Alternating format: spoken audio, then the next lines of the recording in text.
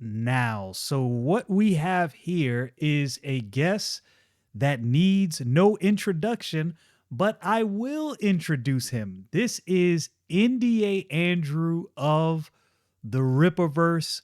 Welcome, sir. Thank you for joining our channel. We appreciate it. For those who don't know, Andrew is a lifelong comic book and video game fan, an avid reader of fantasy and sci fi, loves to fully immerse himself in the fandoms he occupies. His education is in business management, marketing, and also a trained in TV and film.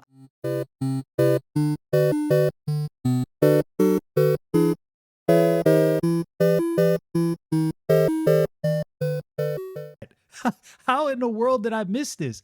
How did you get your start in TV and film? I'm just curious. Well, I've loved movies since I was a little kid, and so when I got into college, or even before that, so I did some musical theater and in theater in high school, and stuff like through my church, before Okay. that when I was in middle school and grade school and things like that. But when I got into college, I realized that getting a mass media like TV and film certificate was a thing.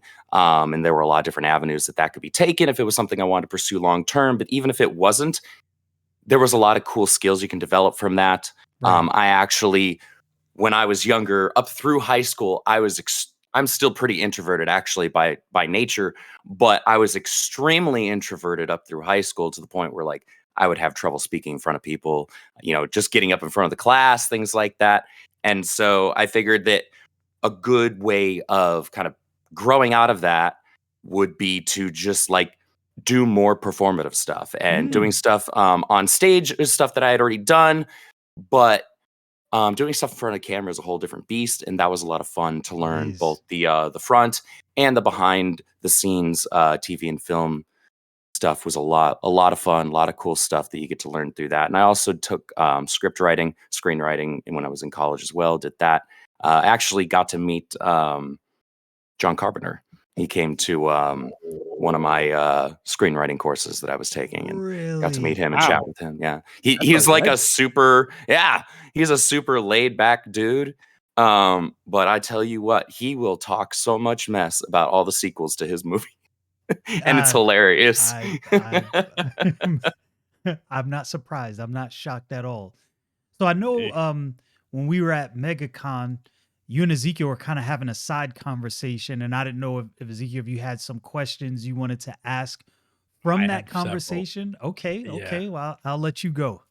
So I remember that I had mentioned I asked you like what it was like working for Eric July. Then I asked what your favorite part of the process was. And you mentioned some things that you worked on. Would you want to like maybe share more about that?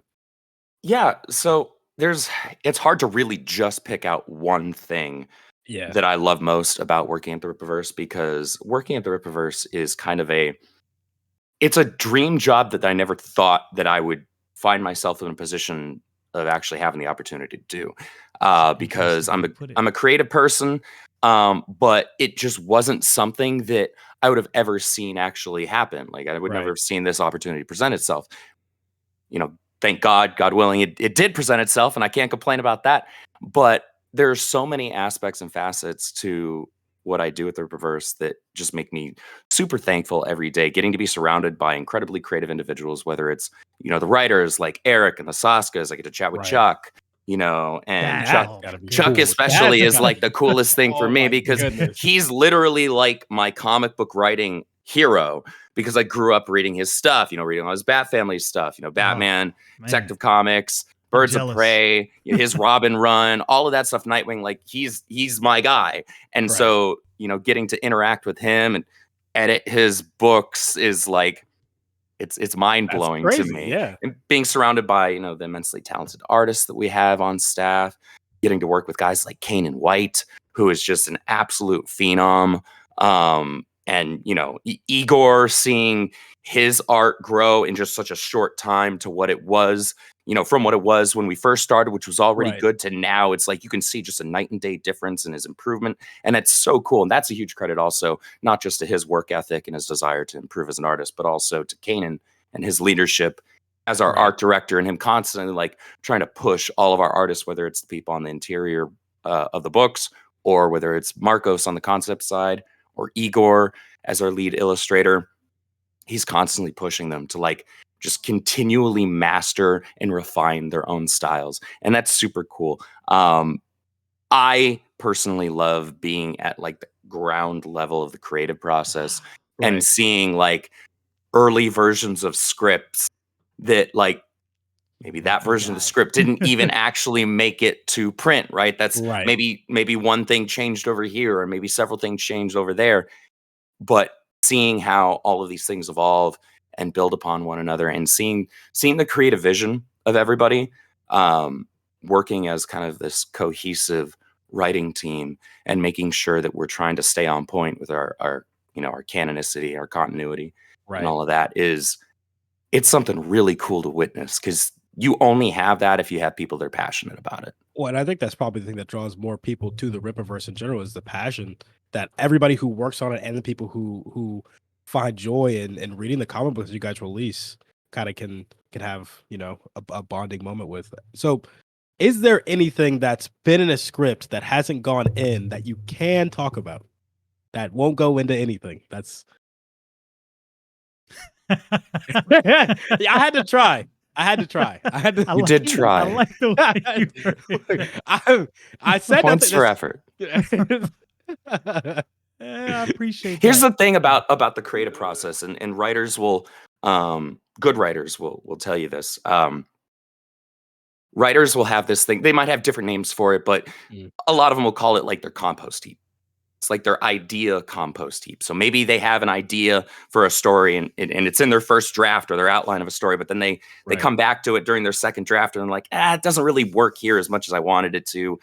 It kind of feels like I'm trying to shoehorn it in. And maybe I'm gonna take that out and I'm gonna set it aside. I'm gonna toss it over there for now. Maybe I'll come back to it. And maybe they're writing a completely different script for a completely different character or something like that a year or whatever down the line. And all of a sudden they get the idea, I know it fits here perfectly. And they go back into the Ah, compost pile. And then they grab that thing that didn't work in the initial spot that they had planned to use it, but now it fits perfectly in this other thing. And so it's hard to really, especially in the vein of a interconnected universe, an ever expanding right. universe, where you've got different writers trying to create all these various characters, build out things in completely different genres. It's hard to say that there are ideas that will just not get Not be used, used. Yeah. because it's That makes entirely sense. possible that everything could get Get used used. just at some point. It's just not I always figured as much. necessarily I when was it's just hoping you'd initially forget that. incepted. Yeah, that's You That's that's did kind of true. what try. I was thinking. I was like, I don't think he's gonna be able to answer this question. Because I was hoping he would forget halfway through the question, so he'd just say something. But you know what? That's my fault. If we can get NDA Andrew, we have accomplished something. No, I think that's the last joke I'm gonna make about this. But what I will say is watching you guys and seeing the passion you all have for this, it kind of reminds me of early Bungie, where it's just a Yeah. bunch of people who have such a strong passion for what they're doing that they just put their all and their full effort into it Yeah, to I make remember the watching best all the that they can makings do. of for like Halo Combat I Evolved and Halo Oh 2. I have the man. My DVDs for those. guy, you had the Watching this stuff, DVDs? watching this stuff for like Marathon and all that. And it's like, Mhm. I know I know what you're talking about. Because I've watched all those documentaries like a multitude of times, and it's seeing you guys do what you're doing reminds me of a similar feeling. Now But I wanted to ask you. you know what I Oh, think. I want to say this before you continue that question. yeah, The thing I think about what I see at the Rippaverse, and this is kind of a buffer that can keep what happened to Bungie from happening to the Rippaverse, is this is so organic and it's so non-corporate that Mhm. it's like the excitement. Everybody here wants to make good comic books and has completely rejected the nonsense you see by most of the world. And I'm like, yes, Yeah. yes, finally. Okay, I'll let you go with your question. Now I'm done with Well, my real quick, excitement. I mean, yeah, the thing with Bungie is, they did start as that kind of like almost grassroots indie, Yeah, developer, indie publisher there. But developed for then, Apple. you, yeah, Yeah. Microsoft. but then all of a sudden they start getting passed around and eaten up by these different mega corporations, whether it was Microsoft, whether it was Activision, you know, and eventually something's got to give, and usually the creativity is what gives. And that's so unfortunate. That's so Yeah. incredibly unfortunate. Well, and you even hear stuff from like Marty O'Donnell where he talks about like how that happened, like the whole process of like seeing certain people get put down out of their positions where they're kind of having a more creative say in things. And he's kind of Mhm. like, wait, why is this person fired? They helped make this entire thing. Yeah. And it's like the fact that you guys are so focused on just releasing good stuff and only focus on giving the fans what they want or making comic books that you want to read yourself is just amazing. It's the chef's Yeah. kiss. I always say that it's the perfect marriage of creators, creativity, and ideas in one place. And yo, I gotta give Eric July credit, man. Like a lot of people, like I understand at a small microcosm level all the work that he's putting in. I don't know how that guy's doing all of this stuff, man. It seems like he's doing like He doesn't 50 sleep. million. My goodness, he can't. There's no way he can. That dude has got to be There's up a all running the theory time. that he's actually a vampire and doesn't sleep. I believe it. So, I could see that one. I could see that I one. believe it. I believe it. Easily happen. And you said something that I kind of want to. I want you to talk about a little bit. You said it was the dream job you never knew you needed. And I tell you what I feel like. I feel the same way about the company, but from a fan's perspective. I'm like, this is the comic book company I didn't know I needed to exist. Like, I needed this to exist right now. Like, I am excited about a collective universe again. I mean, like, every time a book drops, I'm just like, oh man, what's happening next? And you don't really get that. And it's not just comic books. We talk about this often: video games, movies, just the entertainment space in general. You don't get that. What was it? What was it specifically when you got this opportunity that gave you that feeling? And how did you get this opportunity? Like, how did this even come about? so I actually started working with Eric about 8 or 9 months before we launched the Rippaverse. I'd been part of his like YouTube community for years. I've been following him on YouTube and watching all of his streams and all of his videos. Since like 2017 maybe. So I'd been around for a hot minute in his stream chats and whatnot. I would like tweet out his stuff and things like that because I was enthused because I found him when I was just coming back from a hiatus in comic books and I was trying to get back into comics and be like, all right, like I'm reading some of these books, some of them are good because this was like DC's rebirth era. So Are you DC talking was about Superman, Batman, Supergirl? Was it the Michael Turner comic book? well, not just that, because I mean that was like early 2000s is when that came out, but like there were some books that were being put out that were really good, and then there were a bunch where I was just like, man, like, What is am I out this? of touch or something? Like, am I missing something? Did like I grow out of comics, or did comics just Yeah. kind of pass me by? What is going on here? And so I went on YouTube, and up until that point, I was not a big YouTube watcher, like at all, because I would rather just like play video games or something, right, or read a YouTube comic book converted instead of us watching all. YouTube. Yeah, right. And so I wound up finding Eric very quickly. He was actually the first YouTuber kind of in this space that I found. And like I forget the exact first video. It might have even been a stream that he was doing at the time, but he was just like saying all the things. He was verbalizing all the things to an audience that I was thinking. I'm like, oh, okay. So either I'm not crazy, or both this guy and I are crazy, and all the people in his chat right now that are agreeing with us. So like, at least I'm in good company if Right. crazy is the route. And so I followed him for years. Around 2021, I want to say, yeah, sometime in 2021. He had been talking about on a stream that he was going to be revamping his website and trying to like grow his business, do all these sorts of things. He had like floated the idea of the Rippaverse a couple of times, but he had never made clear that it was a thing that was like it was happening. Like Building he had in the already background. begun. Yeah, he'd already begun a lot of the groundwork in terms of like investing in building the company, all the legal stuff, getting started on the back end. And I reached out to him and I was like, hey man, like I know you mentioned that you are looking to like build out your website. I don't know what all you have in terms of your vision for that, but if there's anything that I could do to help out, I'd love to throw my name in the hat and be a part of whatever it is that you're doing. If you deem that I have a skill set that you can take advantage of. And he said, you know what?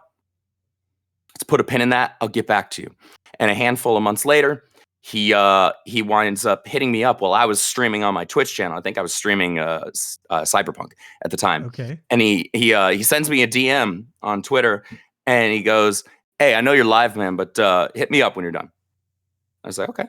And I reached out to him, and he told me, "Hey, man, yeah, I was thinking about what you said a little bit ago. I'm going to be ramping up a lot of stuff with my business and a lot of different facets. And I could use somebody to kind of help handle a lot of my social media stuff and content curation for my YouTube channel. So like, titling videos, descriptions, things like that. Right. On the kind of visual editorial side in terms of like, all right, does this thumbnail look good, or things that could be tweaked, things like that, simple stuff. Right. I was like, yeah, I'd be happy to do that. And that's how I got started with Eric. And he had mentioned to me like, hey, when we launched this comic book company, depending, and I was working in a part-time capacity at that point. I had been doing retail management for like a decade and a half prior to that. And so he was like, so depending on how this thing goes, this could evolve into a full-time gig. And lo and behold, summer of 2022 rolls around, and we launch ISOM 1, and it does over $1 million in just over like 30 hours. And he messages me like at the end of that first day, and he was like, "Hey man, remember that time I said depending on how this thing goes, I could probably use you full time?" I was like, "Yeah." He was like, "Yeah, that's now." Yeah. Because it had just blown up like so far beyond any of our expectations. Like we had no idea. Like I'd been in the crowdfunding comic book space for a while. I had backed a lot of books, some of which I haven't even received yet, but that's neither here nor there. Yeah, that's another. Oh yeah, I've done that but too. I'd supported a lot of indie comics because I believe in supporting indie creators, especially if it looks like they're producing good work. Yep. And I was like, okay, I mean, I've seen some campaigns do like some pretty crazy numbers, but then ISOM 1 was just like, whoa. Bro, what was it like $3 million in a couple days or something like that? It was, so what was it? By the end of the first week is when I think it hit 2 million. I can't remember how long it took for it to cross that 3 million mark. And then obviously we got to, it was a 3.7 and change. But it was just, it blew all of our skulls straight off of our heads. It was just, like, it was look, wild. I'm going to tell you, so I don't know, Ezekiel, if you remember Marlon, he lived next door. I do. He bought one too. Yeah. So I introduced a guy we knew to the comic. I was like, hey man, you might want to read this. Like when I bought it, anybody can make a comic and it can look good. For all the haters out there, ISOM #1 is misunderstood, and it is a great comic book. And I think history will look back on ISOM #1 just how we look back on some of the early Marvel and DC books back when it was Timely Comics before even Marvel. I think that's how people will look back at ISOM like, yo, that actually launched an entire universe. Like, so I'm gonna, I'll give you this one for free. So, yes, looking back at ISOM, even in the context of the universe that's being built, like that should really reframe how a lot of people look at that first book.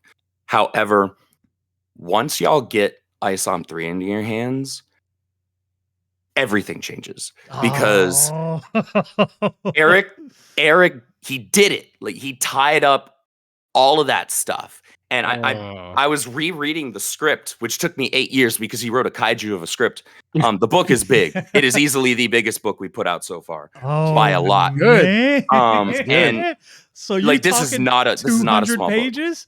Are you Not 200 talking? pages, no, but it is larger, significantly larger than ISOM 2. Oh man. And ISOM 2, All remember, was right. 112 pages. And Oh so man. I reread that script and I messaged Eric immediately afterwards. I was like, man, I forgot like how much stuff you pulled off in this script. And I was like, I can't wait to be able to send this book to my dad, because my dad's the one that got me into comics. And I've been Oh, sending that's him every great. single book that we put out, and he's enjoyed them all so far.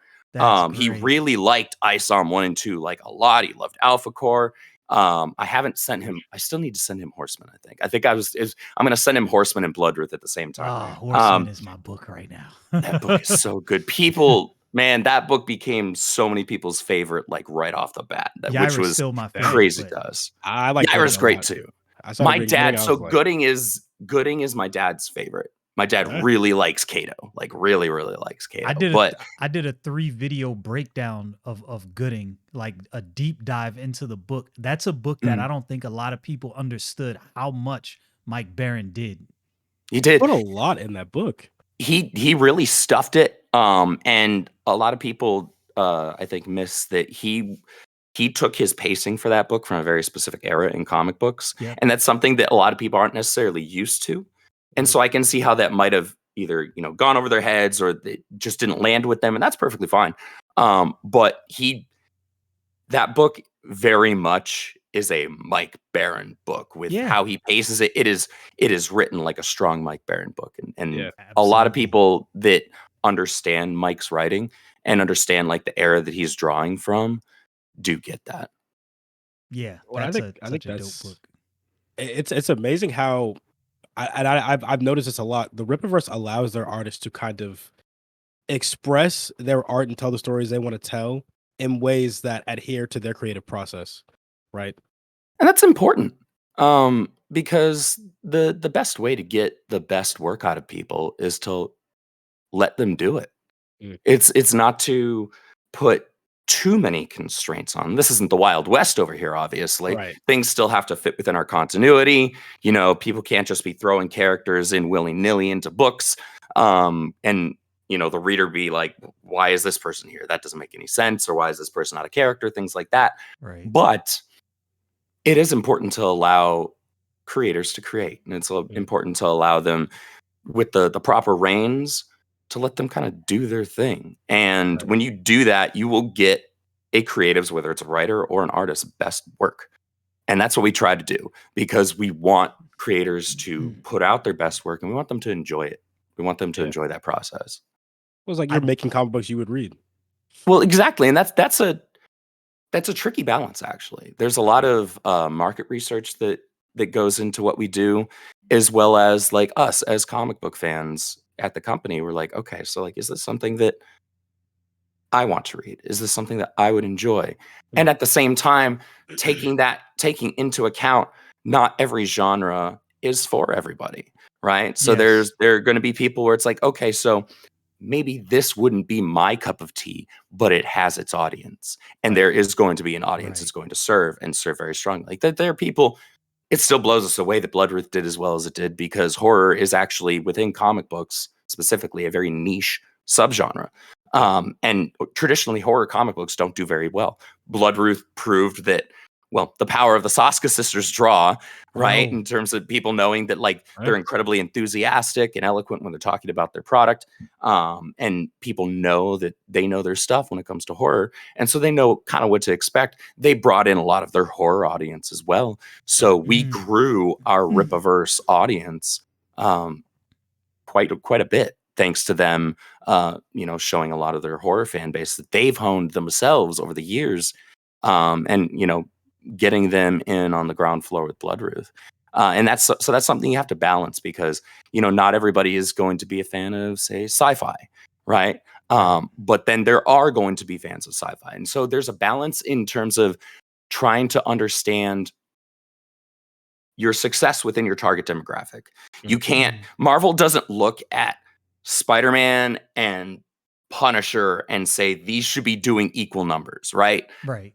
They go, Spider-Man is our flagship character, he's our top book, he's obviously going to be doing the most numbers. But that doesn't mean that if Punisher isn't putting up those same numbers or comparable numbers, that Punisher is necessarily being unsuccessful.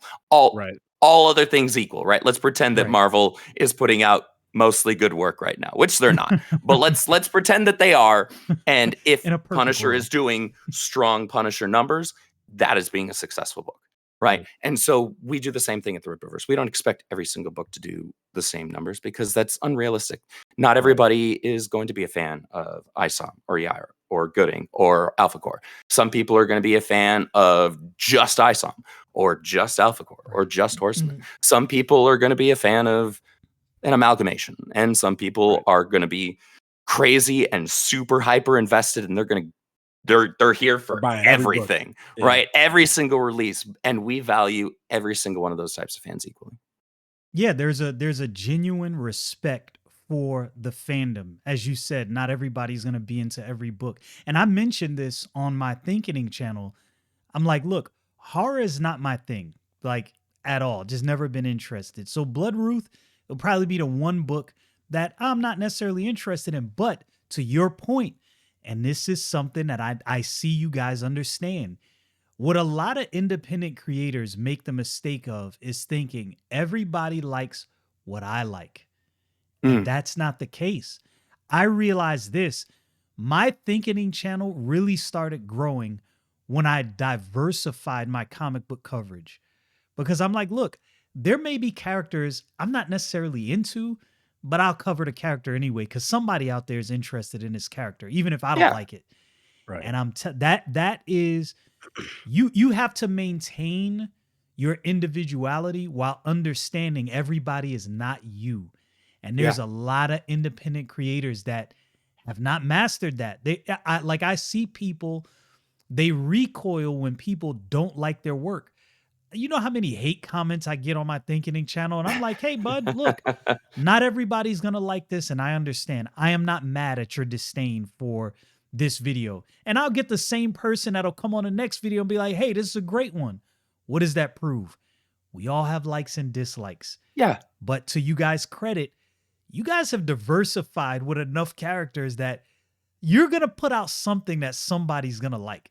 That's the benefit of doing an expanding universe, right? Is you get the opportunity to reach a very diverse audience, diverse in the traditional respect of like, you've got people with all these different tastes, right? Real And Eric diversity. said, Right, I was gonna say the Eric same said thing. from the outset, eventually there is going to be something for you, more than likely. Like, we know not everybody's going to jump in on every character, but as we continue to grow and create new characters and new stories and touch in new genres, you know, there may very well be something for you. And that's something that most indies don't have the opportunity for, because most indies are just producing one or two different books and they're just the same characters. And so like, if an audience isn't into that, that's it. You're done. That's their payday gone. Yeah. And also to that point, I think Eric's business acumen, he understood something on the business side that a lot of people don't understand. Now, of course, I don't know all the behind the scenes, but what I gather from what I saw and how this thing launched, Eric did a lot of front end work up front, fronting a lot of his own money. Like when I hear people say, oh, he's a con man, and not to get into the drama, but the only reason I'm dealing with that is I think people misunderstand what he did. And this is why when people call it a crowd fund, I'm like, well, not so much. Like he put up his own money and did this, and he recouped Eric invested that. hundreds of thousands of dollars of his own And I money don't that he think saved. people understand that. And he recouped that, and the fans paid him in kind, and we get our books on time. I just want to say that one more time. We get our books on time. And in the event that there's been minor delays, whether it's pushing stuff back, like I think we pushed ISOM 1's fulfillment back by a couple of weeks because we had to Too many orders. We had to take into account the fact that instead of fulfilling, you know, a few thousand orders, we were fulfilling a few tens of thousands of orders, several tens of thousands of orders, right? And so, you know, we had to kindly ask people to forgive us for pushing it back a little bit because y'all blew us up, and you know, we had a lot more orders to send out than we initially anticipated.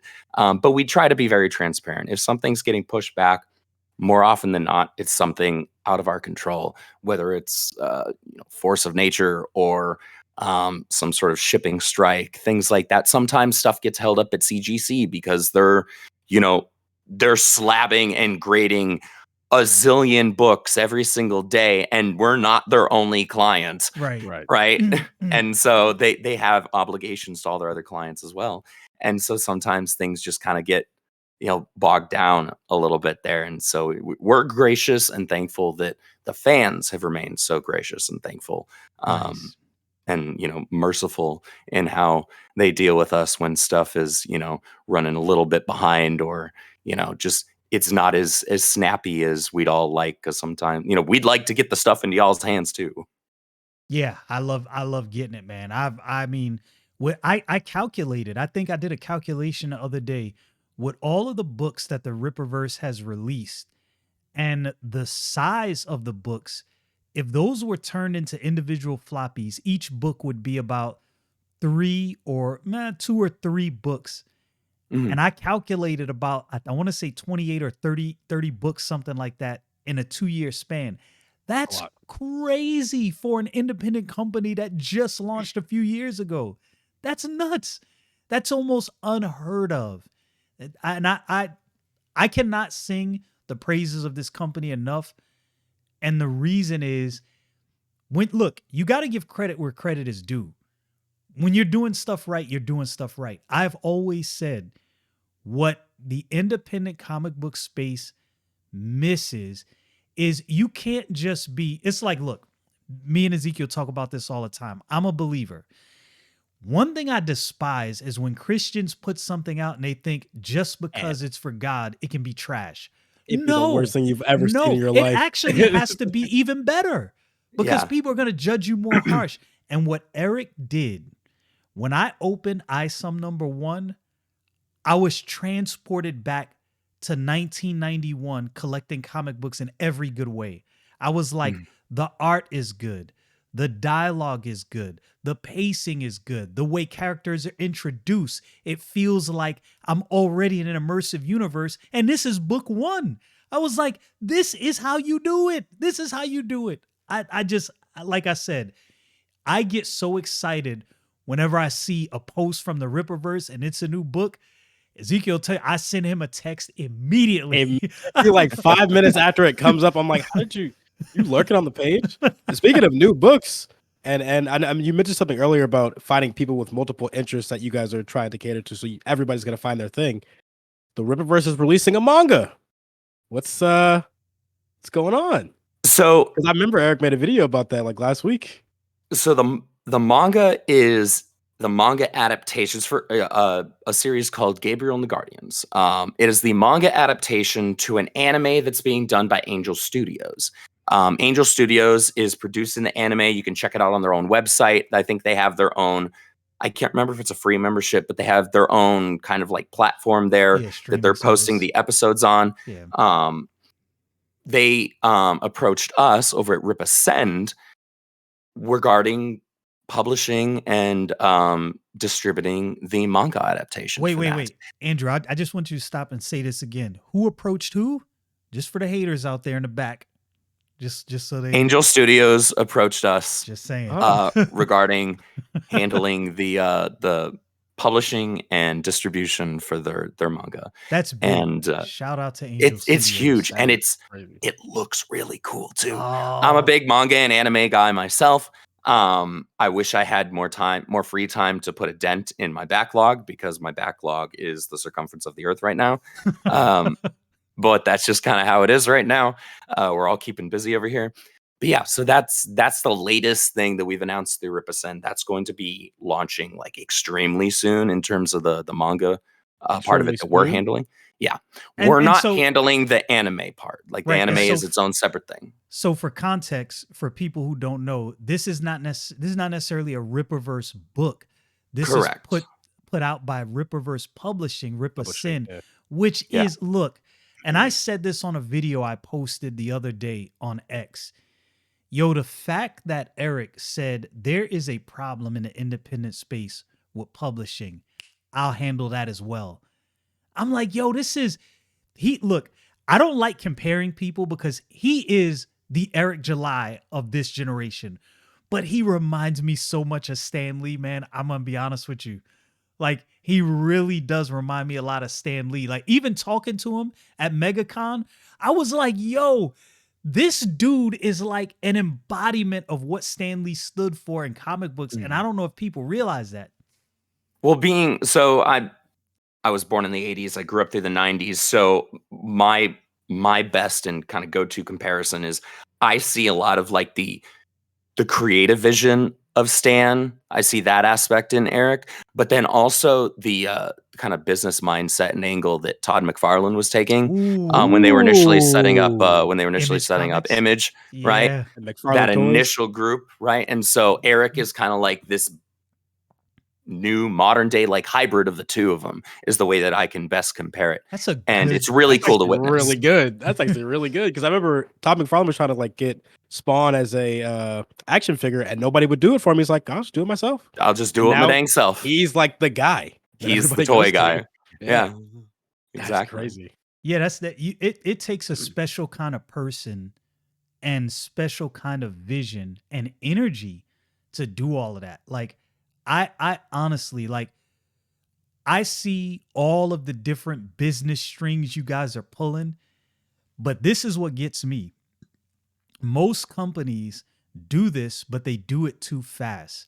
You guys are doing it at a sustainable rate and not jumping in too fast and pacing yourself. And I'm like, yo, I think I told Eric, I told him at MegaCon, I'm calling it again. I said, bro, I see the makings. Like, I was collecting comic books when Image Comics took off. I remember vividly how that felt.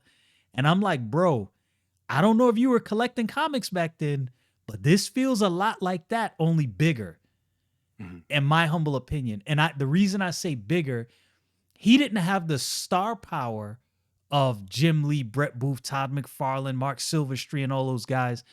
But he Will has, Sprataccio. yeah, Will's Protection. Oh man, that dude is so good.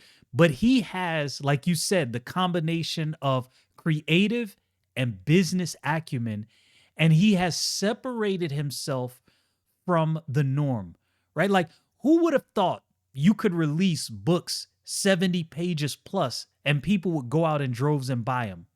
But guess what? People are. He abandoned the model that everybody was using, right? Yeah. Everybody's crowdfunding. So he said, I'm gonna put my own money up and see where this goes. Guess what? He took a paid bet on off. himself, a big bet. A Yeah, big bet. yeah. Well, I think that's like the heart of being a geek in general, where it's like seeing what everybody else is doing and just worried about what you want to do and doing that, right? And Eric kind of was like, he saw all these giant comic book companies, was like, okay, this is the mold, this is what they do. I'm gonna do it differently, and it's working out for him in dividends. So it's really amazing to see. Well, he has all this history as a fan and as somebody who does have business acumen, who can monitor and kind of understand markets. And he takes note of things. He takes note of trends. He takes note of things like if I bring to the table something to him, I'm like, hey, Eric, I've been noticing this. Like, the fans are like, and I'll provide him with screenshots, whole list of stuff. Like, the fans are all talking about this right now. And he'll do the Eric thing. He'll be like this. Okay. I can see that. And the gears are starting to turn because he's seeing the fans like showing interest in something. And so the gears in his head are trying to sort out, okay, how can I take that information that the fans are saying they want, and how do I package that into something that I can produce or that my team can produce so that I can give the fans something that they already want, but they didn't even know we were going to do. Right. And so there's a lot of that, like when we're taking into account stuff for new characters or new genres. Like we have a fairly large like sci-fi and Star Wars fan base that's kind of baked into the Rippaverse a little bit. And so there is some crossover there, not necessarily all of it, but there's enough to where when Chuck and Joe went to Eric and said, "Hey, you know what kind of character the Rippaverse needs? They need a cosmic character. Oh man. You need to go into space." And the other part of that is like if you have Chuck Dixon and Joe Bennett telling you they want to do something, you just kind of like, You can't really tell them no. all right, You're like, hey, knock yourselves out, like do You it, guys do your thing. right? That's and they've given us no reason not to, right? At this point, because everything that they do is a banger, and we think that everybody's going to absolutely love Zaylin. What Kills Must Die. That book is stellar. But to that same end, when Caro approached Eric regarding Dirty Deeds, she built on that. And she did the same thing. She presented the market research within our general demographic, within our built-in fan base, as well as like, hey, there's also this untapped audience that's kind of like circling us, that's within our sphere, that just hasn't dove in yet. Man. This might be the thing that can pull some of them in. Now, sci-fi is in a similar vein to horror. Sci-fi is a less popular subgenre compared to like your more just standard superhero stuff, right? When it comes to comics, but it's still something, as long as you're producing good work, it will perform. And as long as it's performing at a certain level, it's a success. And you are therefore grabbing that audience. Because that's going back to what I was saying earlier, you set your expectations for, lesser in popularity genres. You set those expectations to your target audience. If your target audience is horror for your book, you're not expecting to do the same stuff as you are for your more general audience superhero stuff, right? Same thing with sci-fi. But that being said, there's a strong sci-fi presence in this sphere, and so we're seeing that. We've seen the reception and hype surrounding Zaylin. We're seeing a really positive, strong fan response to Dirty Deeds so far, and a lot of conversations. So excited for that. That I keep telling people in the Discord, that's one of 3 stories that we have announced for this year that is like my most hyped and looked forward to. The other 2 being Alpha Core 2 and Great War of Separation. Alpha Core 2. I'm excited for Great War of Separation, but Alpha Core is like, that's my thing. That's my favorite. Like, Gooding is there, but Alpha Core is like right there. I remember I read that comic book. I called my dad. I was like, yo, this art is ridiculous. And this story is like, I was invested off like the first 2 pages. And then how it ends, it wasn't like a batting, but it's not something you would expect. But it was also very, I don't want to say very intelligent, but I think it was very, very thought out. Very, very thought out. It was satisfactory. Like a fully thought out story. It didn't leave you hanging, but it left questions, but not in a bad way. Exactly. Yeah. And I'm you like, knew that the story wasn't over, but that story was told. Yes. Right. It had bookends to it. Yes. So I didn't mean to go off on a tangent, but I was just like, nah, you're good. I freaking love Alpha Core. So Alpha Core 2 is coming this year? Yep. Coming this year. And it is, man, it's my favorite book Chuck's written so far. Yo, that man can do no wrong. Him and Joe Bennett can do no wrong. Well, you said something else. Like, you said several things when we were at MegaCon, and you said something to me, and I turned to Zeke and I said, what did I tell you? When you guys released the Ripazine, the first thing I said to Zeke was, Wizard! Yep. Wizard comic, like, yo, and then he brought it up, and they were like, no, yeah, that's exactly what we did. I was so hyped. That was my angle towards Eric. So when I was really pushing it, Ripazine, was that like your baby? There were a few of us that like the zine was something we really wanted to do. I think myself and Caro are probably the 2 biggest proponents of it. And so like that was the angle that we were really like trying to tackle it from. Like, people who read Wizard magazine will get Wizard magazine vibes from this. Creative interviews, preview pages, exclusive short stories, things like that. Like, I really wanted to recapture that. Yo, you did it. That's amazing. You did it. You did it. Like, I knew the moment I got that first one in my hand, I called him immediately. I said, Zeke, Oh, This there it feels is. like Wizard. Wizard Wizard Comics. magazine. I was like, this feels exactly like that. And I've been saying to myself for at least, I want to say at least, because I fell off from collecting comic books for years, from 19, I want to say 98, because I went into the military, fell off, and I didn't pick back up until 2012. 2012. Yeah. Yeah, I like fell off for many years. It kind of Oh, got she like bad. jumped back in like right around the New Reverse, New 52 52. Yep, and all new, all Yeah. different Marvel yep, era. I am sorry. yep. Well, I will It say I wasn't, think New it 52 wasn't did better than all different Marvel. Yeah, I didn't mind New 52. I actually I They had liked some books that were like gems. Like yeah, they Batman did. was great, Aquaman was great. The Um, Flash. the Flash was like consistently strong. It didn't have the Mm, highs of Scott Snyder's Batman, but it Because also that, didn't have yeah, the lows of a lot of the other books either. It was just kind of consistently solid. Like I've yeah. got the whole thing like right on my shelf right here. Oh So Dang. man. I'm a Yeah, bit of a Cool. Flash guy. I don't know if I people well, okay, yeah, I that could was knew this. your I could first see. comic, right? Yeah, Flash Zero, beginning of Yep. tomorrow, following Wow. 0 Hour Crisis in Time. Yeah, that was my first. That's I've got a legendary. signed copy actually. Oh man, that is crazy. Yeah, Crazy. so the Wizard magazine, what was it about Wizard magazine and that whole vibe that made you say, "You know what? This would really resonate with audiences now." What is it that you saw? So from the outset at the Rippaverse, we've kind of built ourselves as a like by the fans for the fans company. You hear the Saska saying that a Love it. lot. You hear Eric saying it a lot. I'll say it frequently as well. And we truly believe that it's not just kind of like a catchphrase or something to just throw out there for arbitrary reasons. Um, we actually believe in it, and so we're like, okay, so we want to walk our talk, right? And so while we're also over here trying to produce all of this work that is building out our expanding comic book universe, we want to layer in more stuff that's just kind of like fun for the fans while not spreading ourselves too thin.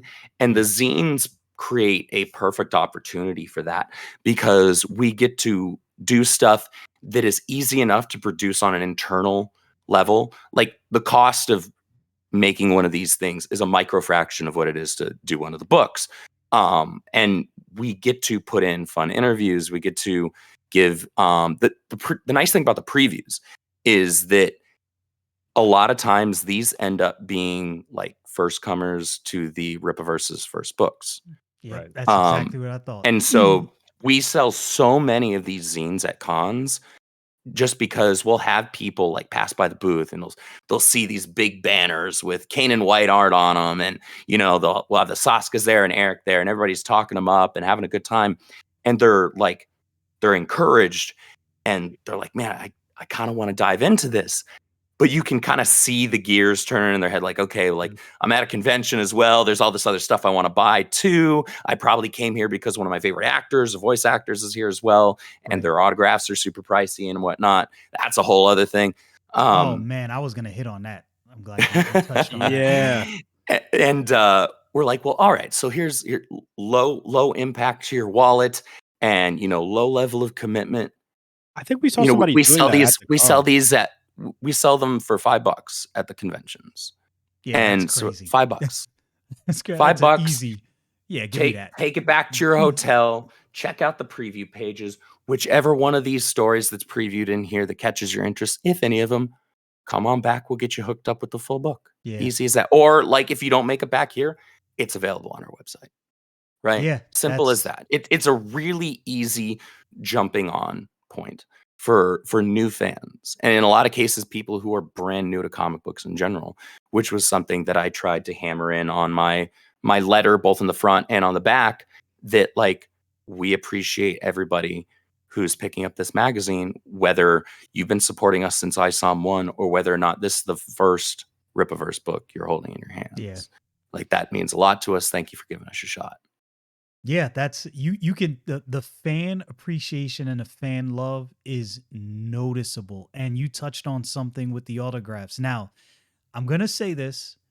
I understand because me and Zeke had a conversation about this because we got to see Marco Cicchetto when we were at MegaCon, but he kind of seemed Ultimate he Spider-Man. yeah, he kind of seemed a He little looked drained. he looked drained. He looked drained. And Zeke brought up a good point. He was like, "Well, Dad, he's working for a big company and this is not his creation. He's working on someone else's thing." And I was Yeah. like, "You know what? That's a very good point." And the vibe at Marvel, I don't get the vibe that there's really excitement there. I just I mean, don't there's get that. Ultimate Spider-Man. I think No, no, just about it. I'm not talking about excitement about books. I'm talking about the company itself. Like when you like People everybody that internally. was there, when you came to the Rippaverse booth, you can look at people's faces and it was like, no, these people love this Yeah. place. Like this Yeah. is not just a It job. looked like they were having a party over there. They were just Yeah. signing stuff. Yeah, and those lines were ridiculous. Saturday, I had to anamorph into a gazelle to get around our booth because it was just freaking wild. It was just a crazy. sea of people. And constant. Yeah. I think the Rippaverse booth and Star Wars Theory was Star like, Wars Theory. you're gonna wait in line no crazy. matter what you're Oh my waiting in line, goodness. so just get ready. And his for it. booth was freaking crazy this year. Well, too. and it was like he it was got like a that cool all freaking day. booth. He did have a cool booth. Because we passed his line earlier that day, and I'm like, man, what line is this for? And that line was there the whole day, by the way, right? Mhm. And we're like, where's Star Wars Theory's line? We find it. We're like, oh, it's this line. Yeah, it's this line that goes all the way Crazy. back over here. Literally, yeah. Yeah, I mean, your guys' line was like that too, though. So that the autograph thing, look, this is a big, and I said this. I said the Rippaverse is shaking hands and kissing babies in every good way. They understand customer relations. They understand the customers have spoken. We will buy your stuff. And it seems like what you guys have said is okay. The bare minimum we can do for you is if you want a picture and you want an autograph, come get it. You've already paid for that. Yeah. And I'm like, yes, they get it. The way that we see it is like we want you to value the product itself and the experience that goes along with this. We want you to value the autograph not because you paid hundreds of dollars for it, but because you had a good experience with the person that gave it to you. Absolutely.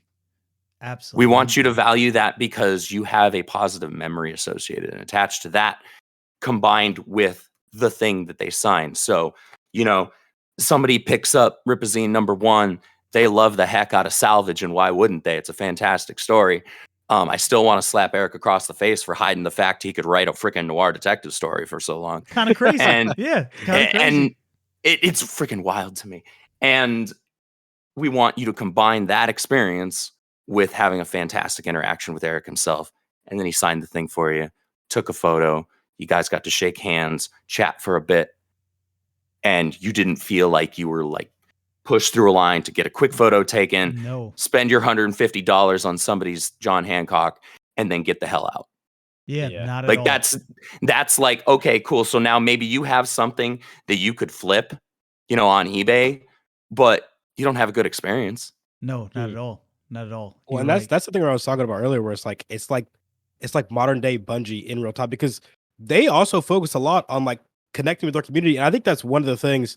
And this is probably due to you because that's your thing. It's like Rippaverse connects with their community on so many different levels, and you would never see anything close to this from a DC or a Marvel or even an Image comic books. And it's just like it's very refreshing to see. It's tricky to balance too, because like there's the community angle of it is so important, and yet it's actually not like my job title. It's just like something I enjoy doing, and it's important to be done. And so, in between my normal work tasks, whether it's the social media stuff or whether I'm reading and editing scripts or whether I'm approving, art pages that are being turned in and looking those over with Kanan and Igor and the other writers that are editors here as well. In between those things, I'm trying to hop into the, the Facebook fan group and see what's going on there. Respond if there's something that, I can have input on, or if there's a question that's being asked that maybe I can provide clarification on, or jumping into our Discord and interacting with the fans a little bit there back and forth. When was Alvin Rippa guy, when he does his periodic like Twitter spaces, the X spaces that he does, like I try to make it a point, as long as I'm not tied up with something else, I try to jump in and, be there.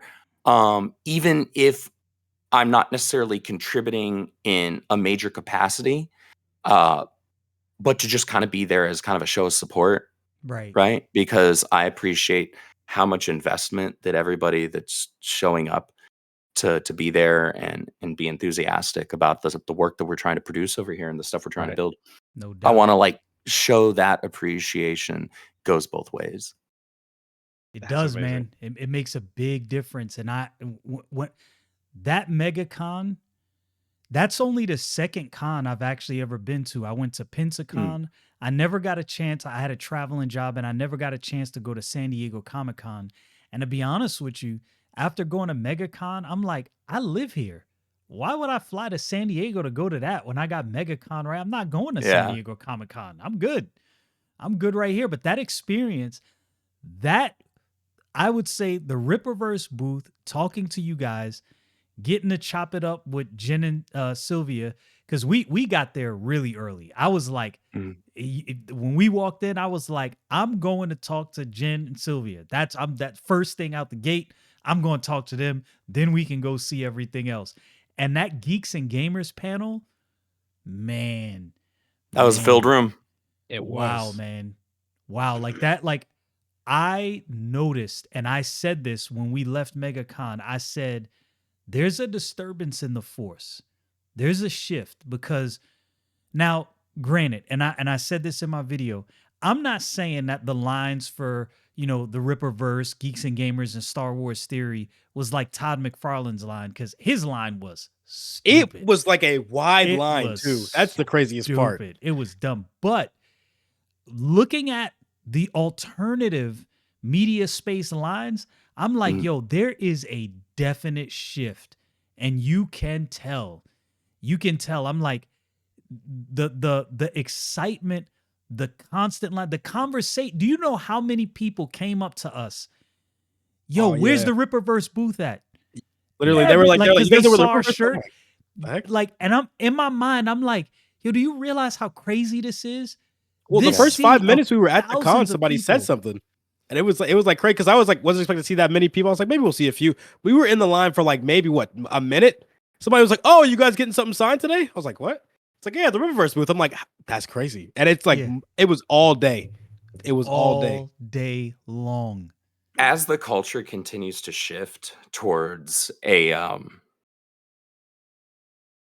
head screwed on straight center, we'll call it. Right. There will be more people who will feel emboldened in the right ways of saying, you know what, like I can just geek out. I can just Right. be a fan of stuff again, right? And also on the creative side, there will be more and more creatives, whether they're writers, whether they're artists, who will be interested in working with the Rippaverse. I can tell you right now, there are a lot of other artists who are interested Oh, in I doing know. work with the I know Rippaverse. there are. I Like I know see like there him on a are. X. lot. Yeah. You know A how I lot of know there names. are? The excitement. There's no way an artist can look at the excitement from the fans and not say to themselves, I want in on this. Yeah. Like, I can't let this shit pass me by. I need in on this. There's a genuine growth. I can't wait to see. I have a feeling there's probably some big names that you wouldn't expect working with a company like the Rippaverse in the Probably background, some working some things X out. posts. I don't know. He didn't say I no. I just want to point it out. He didn't say no. There was no no in I there. wouldn't know nothing about any of that. Oh That my is, goodness. yeah. So I think, okay. So this is something that I definitely, I don't know if you'll be able to answer this. You being in, coming from the realm that you've come from, tell me that you have some writing credits in the works. Some things going on, Mr. NDA Andrew. I mean, y'all have seen the bird's eye view comic strips in the Ripazines, so you Yeah. know those will continue because Yeah. the fans have a lot of fun with those. I did the Um, last one I I really did. just I just thought about something that he said to me at the con actually that he might have accidentally gave some away. Because there I was wouldn't a know few nothing books about any you'd of that. mentioned that you helped edit And then I was like, what are you most excited for? And immediately after I asked that, you was like, well, I can't tell you because it's not out yet, but I can tell you about what I've been excited to work on. And you mentioned that. Now I'm not going to say you're saying you have Well, worked. I am the lead editor for Dirty Deeds. See? Yo, look, So, man, that and Carol really got me because when that was released, I got home and I was like, she did not mention this one time. Like not nope. one time. I was at the also watching con. her like a hawk. But Caro can also keep a secret extremely well. I can tell. She's on my level. So who do you think would be the Tom Holland of the Rippaverse? Who gives away the most stuff accidentally or on purpose? That's probably between Eric and Mike, honestly. Really? Yeah. Really? I did not. I thought you were gonna say the Saskas. I swear that's what I seriously thought you- too. No, That is they'll hilarious. tease me and they'll play around and they'll push it right up to the line, which is just enough to like keep me in a constant Like- state of fight or flight. Like, But like so- beyond that, they're actually pretty good. But they know how to push my buttons. They'll just get right close to it. You'll be like, close enough to where I gotta freaking watch them like a hawk on a constant and regular basis, That's just to be hilarious. sure. That's But hilarious. to answer your other question, this is super weird and ironic because this is like the third or fourth time in the last month that somebody has brought this up, whether it's in response to a tweet of mine or whether it's in a live stream chat, like asking if I would ever be open to or do something, with the Rippaverse, in a writing capacity. Look, I believe myself a storyteller. I would absolutely leap. I would dash at the opportunity to be able to contribute in a larger storytelling capacity to what Eric's trying to build here. And if he did give me that opportunity, I can tell you I would make damn sure that I would give it my all and I would give the fans something that they actually want and that they would enjoy the absolute heck out of. So if I get that opportunity, I'm sure I'd be able to shut up about it because I'm NDA Andrew after all. But, yeah. It's Eye of Sauron, Andrew. I see all. But if that happens at some point down the line, beyond the the bird's eye view strip in the zines, which I enjoy doing because it's just kind of tongue in cheek, They're fun, little fun stuff. They're fun, and it's not meant to be anything crazy. I'm not expecting anybody to like read those and come away with like existential questions about their life and the universe. I'm just expecting them to walk away from it with a little smirk on their face. Like that's sometimes it's those small things. You look at The Simpsons starting on a Tracy Ullman show as just a skit. Nobody knew that thing would take off, still running to this day. It's crazy. Yeah, 28 years later. Yeah, that's crazy how things start like that. And I think so. So here's another question I have. Do you believe? Now, I'm not asking you to admit to or say anything that's, not been expressed, but do you believe that there are big major players keeping an eye on a Rippaverse like, hey guys, these dudes are coming? Do you get any of the rumblings of that? Because I think he answered it. Yeah, I think I do. Yeah, and I think I can see it. And I'll tell you what made me realize this. Now, I'm not saying that Marvel and or DC are responding to the Rippaverse. I'm not saying that. But I'm saying Ultimate Spider-Man and Absolute Batman feels awfully like somebody saw something and said, hey, the fans want something and somebody else is giving it to them. We can't abide by this. That's all I'm saying. The thing about healthy competition is that it is a tide that raises all boats. Agreed. And so if by us listening to fans and us putting out stuff that the fans are responding positively to, that in some indirect way causes creatives over at the big two or over Image and other publishers as well to see that and see the success that comes from doing such a thing. And a crazy business practice like giving your fans what they're telling you they'll give you their money for. Yeah, right. How dare you? Who'd have thought? It's wild, right? If that has that effect, I think that that is a net positive, because I would like to, at some point, because look, I'm a fan of DC and Marvel Comics as well. Me Not a too. lot of their more recent stuff, but I do go to my LCS every single week. Every single Wednesday after I leave the office, I hit up my local LCS. I grab my stack. Sometimes I'll poke around for a little bit and see if there's something else that catches my eye, and I'll check that out. Sometimes it's a one and done. Other times it winds up being a series that I continue with. Um, I'm a comic book fan. I'm not a DC fanboy. I'm not a Marvel fanboy. I'm not an Image fanboy. I'm a comic book fan. I'm a fan of certain characters and stories. And so, as long as those are being produced and produced at a level of quality that is worthy of my dollar and worthy of my time investment, I'm going to support that, because I believe in putting my money where my mouth is. Right? I'm going to give money to people who are putting in work that is worthy of it. And same thing with my time. And so I would like there to be a point, because I know there are a lot of other comic book fans. It's like, look, I'm still a huge Spider-Man fan. I'm still a huge Batman or Superman fan, Yeah. right? I would love people who are fans of those things, myself included, to be able to, every single week or every other week or whatever the release schedule is for their given favorite characters, they can go to their LCS, pick up their books with a smile, go home and read them. And in that same exact month, they're looking forward to whatever the next ISOM or next Alpha Core or next Agreed. Gyra book is. I Agreed. want people to just be able to enjoy comics. And I think it would be absolutely amazing for people who are longtime, decades-long fans of these characters that have stood the test of time for over half a century, right? In many cases, sometimes even longer, for them to be able to look forward to these things with the same level of enthusiasm. Agreed.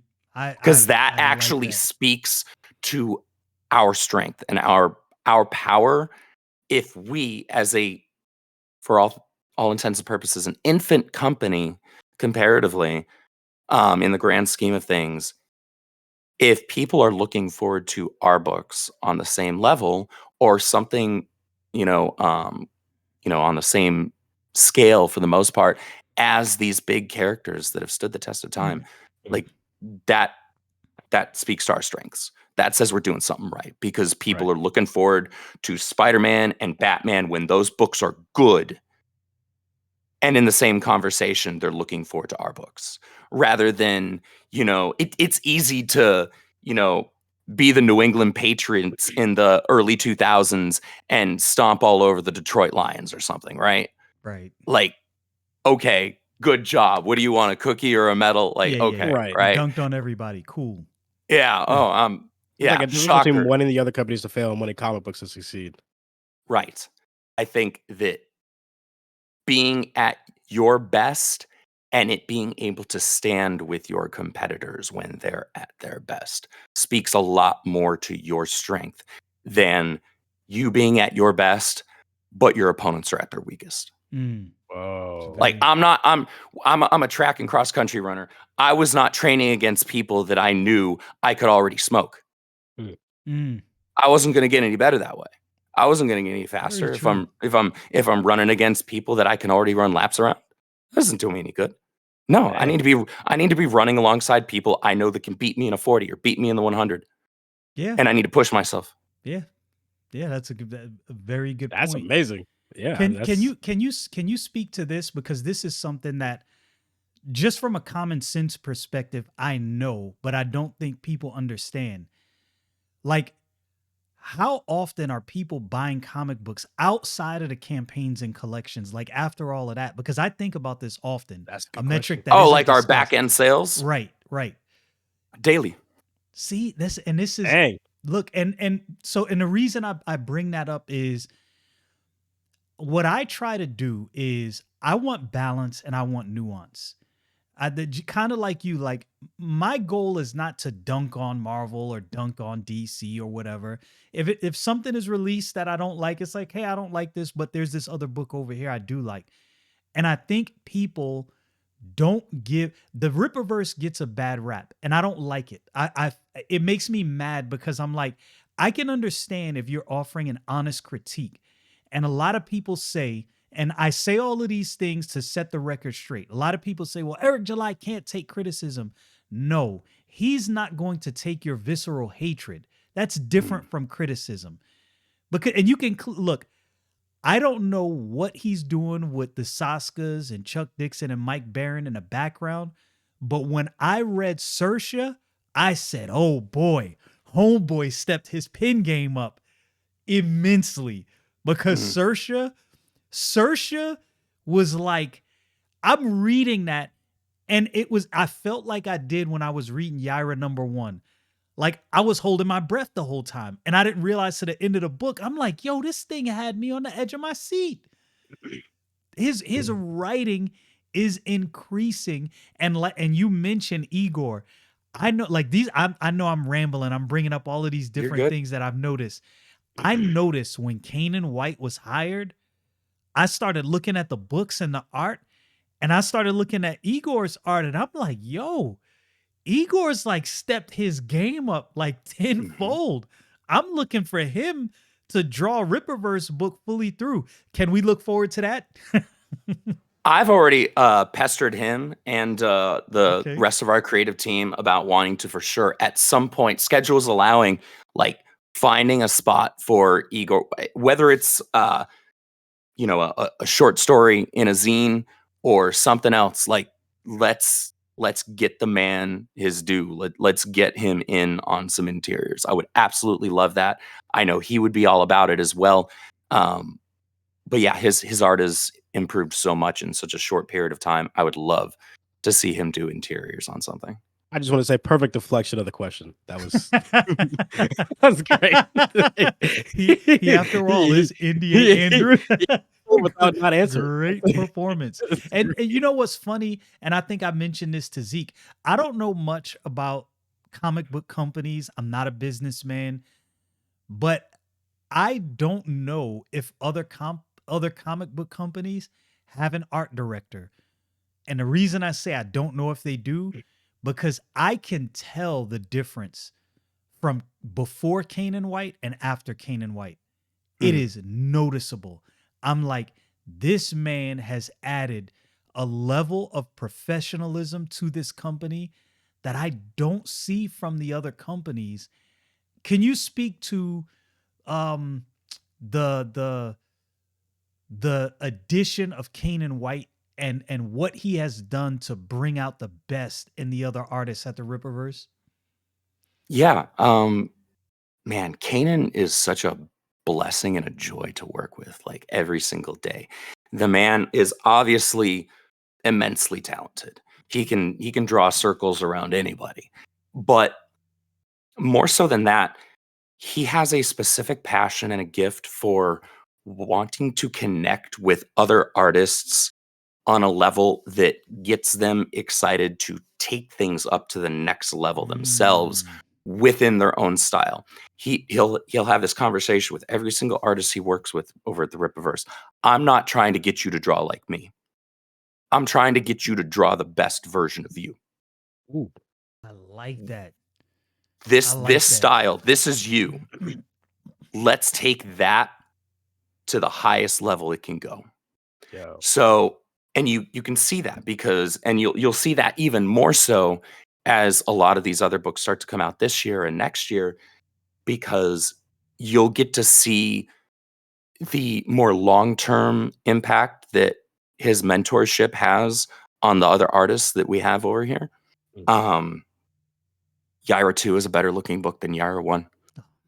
When we get to number 3 and beyond that, I'm sure Deborah will have stepped it up again and again, because Kanan has that gift of bringing that out of the artists that he works with.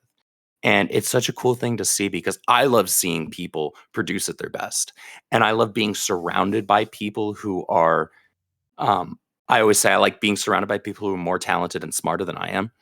Thankfully, that's not particularly difficult, but I like that because when you are never the most talented or smartest person in the room, and not to say being dumb, but like there's something to be gained.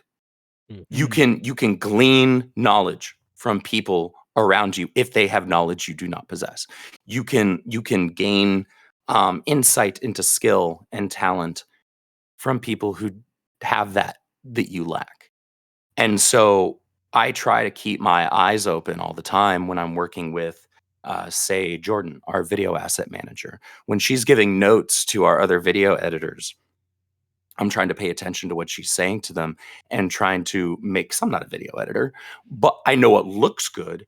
Hmm. But she has that trained fine eye for detail that would catch things that I ordinarily wouldn't. And so I try to pay attention to her notes so that in the event of, like, say, recently when she was out for a handful of weeks from her surgery and recovery and all that, um, I was able to, like, try and step in and fill her shoes a little bit and give some more thorough notes than what I would have otherwise been able to had I not paid attention to what she Right, was right. doing.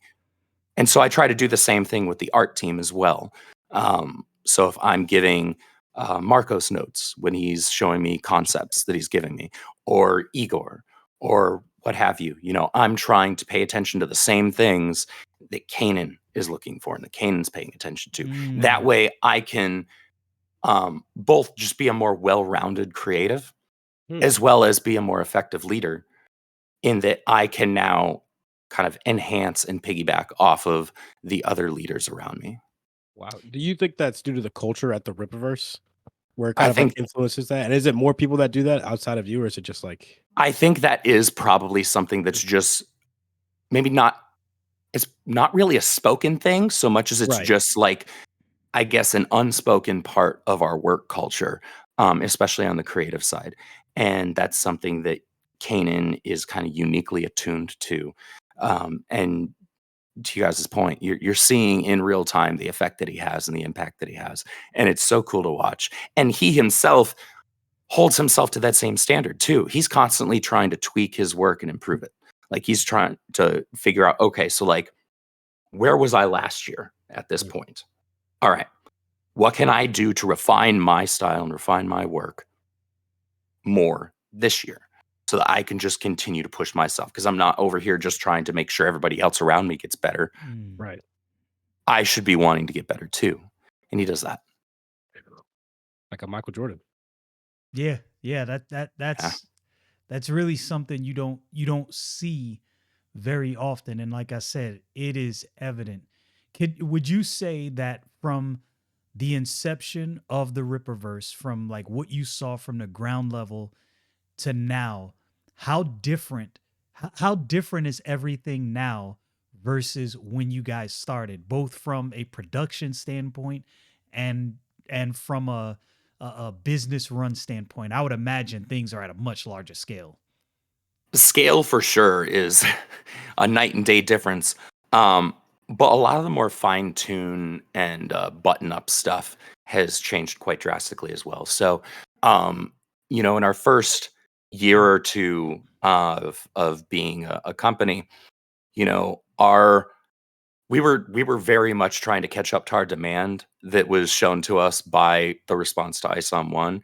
And so we were like, gosh, we got to try and figure out how to scale up and bring on people and scale up our not just a production and creative side, but also like fulfillment and things like that. That there's a lot of logistical stuff that needs to happen in order to do that successfully and do it properly, because that's not an overnight thing. You don't just flip a switch and all of a sudden, you got a bigger warehouse and a bigger fulfillment team and things like that. No, you have to be able to justify those costs as well as be able to run it efficiently.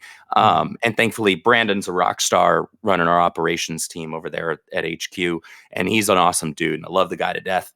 But one of the most noticeable things for me, and this is probably biased because I'm on the creative side, is how much more buttoned up things are, because we looked at some of the response and genuine critique from our first couple of releases, and we're like, okay, so, like, clearly we could be more thorough on the editorial side here. So let's add some other layers. Let's add some other stopgaps here where we are going to drastically filter through any potential errors that we can, as human beings, catch. Because I promise you, and you know this if you read Marvel and DC comics every single week, like, the big two will have errors in their Yes, they books, do. literally Often. all the time.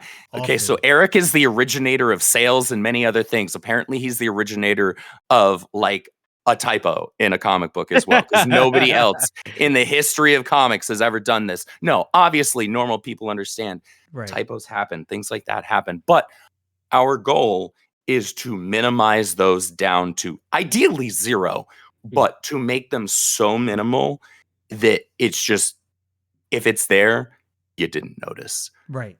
Right. Right. So we want to give buttoned up products to our fans because they deserve that.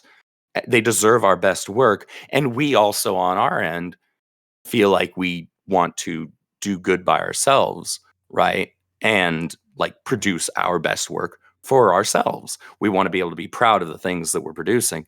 And so it's this two-way street of, we want the fans to be, confident that they're getting quality, and we want to be confident that we're giving that quality and that we produced something of quality. And so I'm particularly proud of the improvements that we've had on the like editorial side and whatnot. And that's only going to improve as we continue to go, because we're still a young company, and so we're always going to try and find ways to fine tune and streamline the editorial process to make it so that we can catch more things in a shorter period of time, so that we can spend less time on those Back and fix. and more time pushing forward the next stuff. I like it, man. I Yeah. like it. These are the types of things that you want to hear from a company that you enjoy and appreciate, right? And to your point, you guys have adapted to your scale in a sustainable way. And I said this earlier. You're not trying to attack too much too quickly. And whatever you are attempting to attack, there's a strategic way about doing this. Like, we're not just going to jump into this thing to jump in. Like the animation. I like the way Eric has done this. He's like, look, if we get this many subscribers, we will do this animation, but we're not going to jump in and commit to this thing before it's time. We're gonna let this thing mature when it's gonna mature. I like that. And I've heard people. There was a guy in my comments that had said at this one point, he was like, "Oh, Eric is begging for subscribers." I was like, "Did you not hear what the man said about subscribers and animation?" And to be honest with you, the haters don't really bother me. I just find it laughable that it's like, this is all you got. Like this There's is never really anything all that's you got. substantial, anyways. It's They'll like it's mention like, oh something my that doesn't even make goodness. any sense, and you're just like, a 2-second Google search would disprove this. When the quality of your haters, we'll call criticisms, will be very liberal with that term, are such that they are either having to nitpick on a microscopic scale, or they're having to fabricate stuff out of their butt, you know that you're not giving them much to work with. Yeah. Oh yeah. So, that's, and the fact of the matter is, we could put out something that was written by Jeff Johns and, penciled by Jim Lee, and they're still going to look at it and be like, "Oh, this is more Eric July slop." Okay. Which is So crazy. one, you're literally just regurgitating the same stuff Right. you've been saying for the last 2 years, because you think that everything is, not only is it factually incorrect to call something written by Eric July slop, but you're just proving your intellectual dishonesty there Right. with the way that you're acting and the words that you're using and your attitude. You're not worth our time. And honestly, we've got better things to do with our time. And Yo, and so shout like out we're to we're you not we're guys. not worried about them at this Yeah. point. Yeah. I'm Shout really out excited to for the animation, though. Yeah, I am. I am too. I am too. And it's going to take a little bit to get there, just because, we set that goal high for good reason, because we Right. want to make it something sustainable and we want to be able to really go all out with it. Right. But we're not going to rush into it. We know, okay, that might take them a minute to hit that goal. Cool, fine. We've got plenty of things in the works as is right now anyway. So in terms of like books and stuff, so it's not like we're just sitting on our thumbs over here, waiting for that, 5K subscribers goal to be hit, before we do anything. No, we're working. Actively. And so the animation is something we want to invest more into. We want to do a lot with that. We know a lot of voice actors that want to do work with us, and we're excited to potentially do that work. Anyone However, that can be named? nope. Um, Good. However, we're not going to rush into it. Eric said from the outset, we're not going to bite off more than we can chew. So Smart. we're just going to take it a step at a time because we want to be sustainable, not a flash in the pan. Yeah, and I Mhm. think that's, in my opinion, that's one of the things that really hurt Image Comics. I think they bid on too much too early because I remember Well, they when it also had launched. guys that didn't understand the Deliver. business aspect. Yeah, Yeah, yeah, you had guys 100%. that were like they got cut a big check because their book sold ridiculous number of copies, and then they just went off to the Bahamas or Tahiti or wherever, Yep. and just sat on a beach sipping an iced tea or a martini, and didn't produce any more work after that. Yep. Yeah, And maybe unfortunately. that's an attitude that should be looked at retrospectively with a modern lens, and people should maybe not have that kind of an attitude. It really should. And I really appreciated the fact that I picked up on that. I was like, it seems like all of the business minds at the Rippaverse, which it seems like everybody there has a business mind. It seems like everybody understands that history has told us a story about comic books, about publishing, and about the fan space. And we really need to pay attention to that lesson that history told us. And it seems to me like those lessons are being paid attention to. There are a lot of things, the things that you do, like I said, I will call back to that Ripazine. That Ripazine was a line of demarcation for me because that said, I said to myself, somebody at the Rippaverse knows that we miss Wizard. Somebody there knows this. And they have said, we got you. And I'm like, that it's such a, to most companies, right? That would be such an insignificant thing. But it's Mhm. not an insignificant thing. It's such a big deal. To Like, fans, it's not. such a big deal. It was such a big deal. I was smiling so ear to ear when I got that first Ripazine. I was just like, man, I feel like I'm 18. I feel like I'm 13 again collecting comic books. Like I just started, picked up my first Wizard magazine, reading through, seeing all of the previews, seeing what's coming up next. How much is this book worth? Do I have this book? That fan curation is such a big deal. It's such a big deal. And it's something that's missed. The interaction. I think you guys are the most engaging on social media with your fans, in my opinion.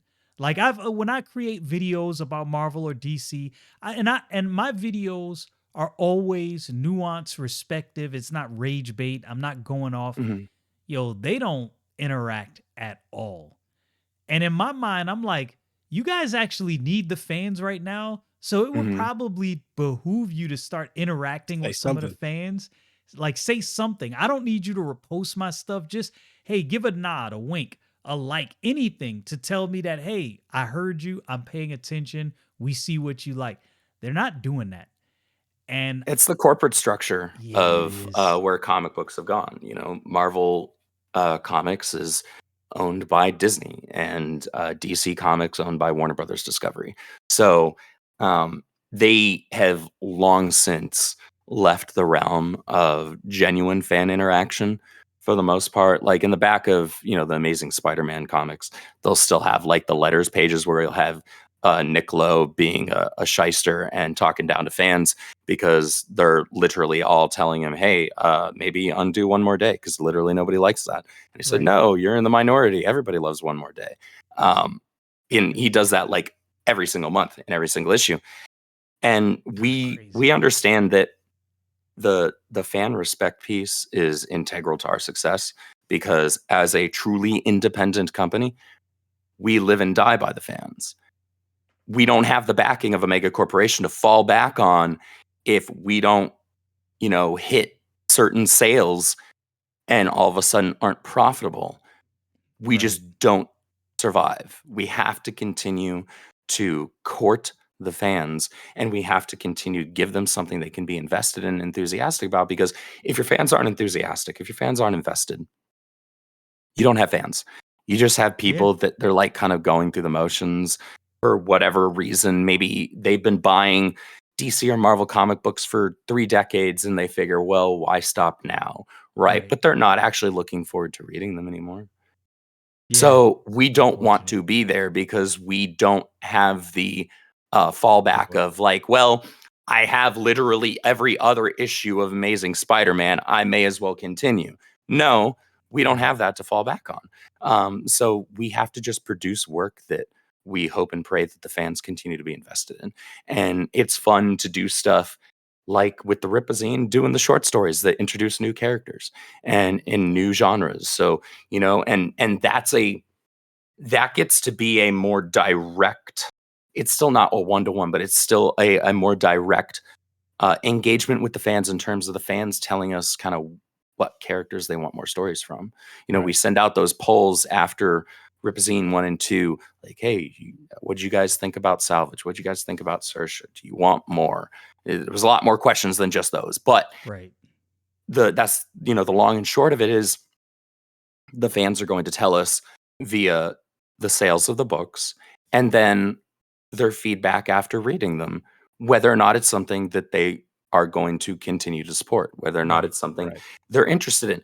If, the lion's share of the responses to those polls for Salvage and Saoirse had been such that, "Mm, yeah, that was fine as a one and done, you know, and there hadn't been the response that we've had on social media and in our emails and, in the polls saying that people want more of those, then we wouldn't be doing Salvage Lethal Force and Search Number One. So, um, I the, cannot wait. I must stress the level of importance that we do put on y'all's responses to stuff like that. So if y'all support Ripazine 3 and you read Dirty Deeds by Caro and you guys are about it, you guys are loving it and you want more, let us know because we will take it seriously and you will get more. See, this is the thing I'm I've been proud to put my missing. money into this. I'm gonna be honest. I'm gonna Yeah. buy 3 books right after this. I look, That's man, I have never been so happy to invest my hard-earned money into something in the fan space. And speaking of which, if I'm not mistaken, did Eric say you guys have to date sold 200,000 plus books? So the exact number, I'm not 100% certain of, like Okay. down to the decimal, but it is over 220,000 books. Bro, that is that's crazy. crazy. That's crazy. And When that's you that's a combination of the collections, the campaigns, and back end sales. that Like I is said, we do so sell books nuts. basically every single day. And I That don't is Because think wild. yeah, I don't think people account for that. Unaccounted for metrics like yeah, merch sales. Like I imagine that merch probably goes like hotcakes because when you guys first started, I was like, all right, this is cool. And then I was like, okay, yeah, this is beyond cool. I need some of these shirts and some of these yeah. hats. Like, I gotta have this. And there's certain This, ones you can't get anymore. You're just like, I should have bought Yeah. that. I ah. should have bought that. And that becomes a conversation piece among fans then, because then you meet somebody at a con or out and about and you see somebody that's wearing one of the out of print shirts or hats and you're like, oh, you got in on that one, right? And you guys can have conversations about that. And sometimes you can foster new friendships over things like that as well. And that's part of bringing back that healthy fandom that we're trying to do over here when it comes to comic books. The back end sales is something that doesn't take into account much because I think a lot of people are still stuck in the mindset of looking at us like we're a crowdfunder, which we've Right. never been. Right. But people look at us that way just because we're fully independent and we work off our own platform, right? Because the crowdfunded guys, they'll do the crowdfunding and the crowdfund campaign numbers, those are everything. Those are the end all be all, right? Because they don't do, unless you're on a platform that lets you just leave your thing up in perpetuity, then, that's it, right? Whereas with us, we have the collections, but then what we still have left over, unless it's an item that we reserve specifically for conventions, we move it into the shop and then people Right. can still buy it, right? Right. As long as it's not an item that's sold out or as long as it's not an item that we reserve specifically for special events, people can still buy it.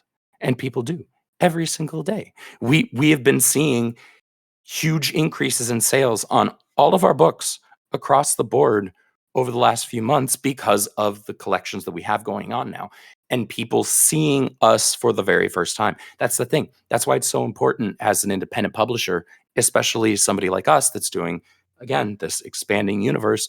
You always want at least one version of each of your books to always be available for people to purchase, because eventually you're going to have new fans, new eyes every Right. single time. We put out ads every single time we put a new collection out, across Google, on Facebook, on X, all of those platforms, and Instagram as well. And so we have people getting eyes on us for the first time because we're promoting our latest thing. And then people scratch their heads and say, well, what's this? And Mm. so they check us out, right? And then they see, oh, well, maybe I'll give them a look. Maybe I'll check out their Crazy. their $8 magazine or $7 magazine, or maybe I'll check out this Ice Home One thing, right? Trinity I was a guarantee big deal. yeah, like we're going to continue to see that happen every single time we put out a new piece of work, and Yeah. therefore we will always see sales on all of our other stuff. Yeah, that That's business mind comment was scarily accurate because that's something a lot of people don't think about. Where it's like you can have this big thing that gains popularity all at once, but where's the longevity at? I think that's something that Eric July focuses on a lot. And there was someone that had told me, he was like, well, I feel like Eric July is just doing too many things. Like now he has merch, now he's making like magazine. I'm like, well, actually, I think what he's doing is actually smart because even if nobody wants to buy the books, he has merch, or if no one wants to buy the merch, he has books and a backlog of books that people would probably want to get. And it's like, Mhm. it's kind of like a thing where, okay, well, he always has a stream of income, being able to support this thing that he's passionate about instead of only focusing on hype all the time. Yeah, yeah, and then you and got that's the thing. publishing. Yeah, and Oh yeah, yeah, and then the that's a thing with bigger the thing. Rippaverse now as well, which has the potential. Honestly, that's all client based. So depending on who our clients are, shoot, there could be a point in the future where Ripasend is more profitable than Rippaverse, even if Rippaverse is doing extremely well, Right. just because of that potential Right. of being in the publishing game. And I think that just on its own is a really cool opportunity for us to be able to help out other creators um, that don't want to deal with and have no interest in dealing with like the logistical side of things of publishing, because it's a tremendous pain in the butt.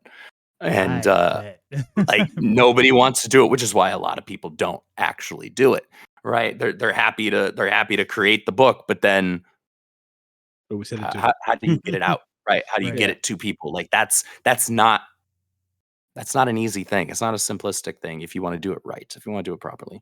And so the Ripasend thing is a really cool opportunity that I think is going to grow big time in the next year or so. I have no idea how, like, in my mind, I'm like, you guys just struck at the right time when the iron was hot. Like I see things happen, and then I'm like, how is this happening like this rapidly?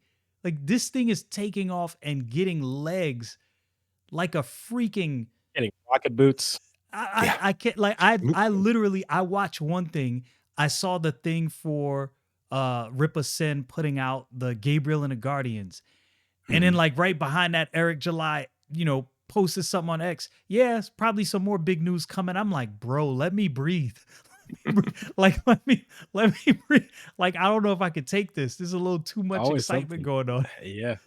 which That's is a that's good a good thing. problem to have though. Yeah, because there's a lot of companies is like you don't really hear too much going on. Like Marvel and DC, they kind of have like their absolute ultimate universe going on, Yeah. and that's just about it. that's that's all people have to look forward to is like But that's absolute where all Batman their hype universe and going on. enthusiasm is at right Right. now, right? Right. For the Yeah. for the absolute universe and the ultimate universe. Right. And that's another bit that I think a lot of people are having to still kind of get used to the idea of with us, where we're similarly to how we have back end sales happening all the time, every single day. And that's not something that people usually think about when they think of the indie comic book space. People also don't think about the indie comic book space and then think constant regular releases. They think maybe a book or two every year. Mike at the book I wrote a year Maybe. ago. Maybe. Right. And you do have guys that are producing regular work and getting it's ironically a lot of the smaller guys who are putting out like they're grinding and they are getting work out. So they're getting a book or two out every single year consistently. Right. Because they're taking what they made from the last project, they're reinvesting that into the next book immediately and greenlighting that and getting back to work. And it's just cyclical for them, right? So they're just constantly putting out work because they're grinding. They're doing it, right? They're doing the work. Aside from those guys, people don't look at the indie comic book space and think, oh, well, they're going to have a new release every single month or 2 new releases every single month or whatever it ends up being by the end of this year. It's going to be a lot. It's going to be a lot. And that's going to be I'm all something that's screaming going to already. take people some getting used to. Because people aren't accustomed to that in terms of just how they're used to seeing people do the releases when it comes to indie comic books. And so that's something that they'll have to get used to because we are taking this seriously as a comic book publisher. We're not interested in just putting out a book or 2 every year. We're going to get to a point where we have major releases coming out every single month. Maybe even 2 major releases every single month. Once we can scale up to that. I'm gonna be honest. I'm gonna be on the streets by the end of this. Well, not to be a Rippaverse membership shill, but to save on that shipping, consider doing the membership thing. I'm already because a member. that will. You know all what? right, then you're already way ahead of it. Then I might be getting convinced. people who have already been in on the membership for a while now that they're seeing us scale up our release schedule, now they're looking at that savings that they're getting. Now they're really, because like, sure, maybe, a few times a year, get a nice savings on your merch, no shipping, cool, awesome, that's great. But then you take that from 3 times a year to 12 times a year or more, and all of a sudden you're like, oh, I'm not paying shipping 12 times a year, or I'm getting 20% off my merch orders 12 times a year. Right. Like I'm saving a lot more money now than what I am spending for this. I was not aware that membership took off the shipping. The Ultra Mac membership or Ultra tier of the membership gives you free shipping on all domestic orders. I believe the mega tier is free shipping on orders over $75 for domestic. And that's the $20 membership tier. Eric mentioned on his stream, what was it, yesterday or the day before, that we are looking into the logistics of doing some sort of a yearly version of the membership. So similar to how basically everybody else does their memberships, right? Where instead of paying by the month, you can also just pay for 12 months outright and you get it at a discounted price, right? So we have a team looking into that because that is something that makes all the sense in the world. We all agree over here that we're like, yeah, that makes sense. Like save them a little extra money, guarantee them their membership. They don't have to worry about it. It's done. They pay the one time a year. It's over with. Then they get their savings. So that is a thing that we're looking into. But yeah, like seriously, for people who are not already in on the game, like give serious consideration if you are planning on making multiple orders. Save yourself on that shipping. Save yourself on the merch. I would like to say that we didn't know about the whole bundling it into one thing. So we got you to drop something.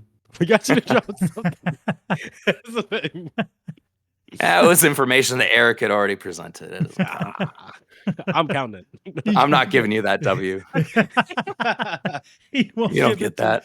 You didn't build that. Andrew strikes again. So we won't keep you too much longer. We appreciate all the time that you've given us. Thank you so much for having me, man. This was amazing. Thank you for your time. Is there anything you would like to say in closing to maybe people who are thinking about buying, people who are not into comics, getting into comics, and people who are on the fence? What would be your selling point to entering the Rippaverse? If you are interested in just fresh stories, if you are a fan of fantasy, a fan of stories, a fan of being a geek, consider giving us a shot, because what we're just trying to do is give people a ground level starting point for a brand new universe with fresh takes on classic character archetypes, our own spins on them. Look, there are a lot of characters that have been around for decades that people love. I love them. Y'all love them. And that's totally cool. I continue to read and support those. However, we haven't had something truly fresh in a really long time. And so you know what? We're going to try and provide that for you. So if you are interested in fresh stories with characters that are different, but just familiar enough to where you can say, oh, I think I might know where they got a little inspiration from that from. I like that thing, so maybe I like this thing too. Give us a shot. Check it out. I don't think you'll regret it. And on that point, Geek Stackers, we are out.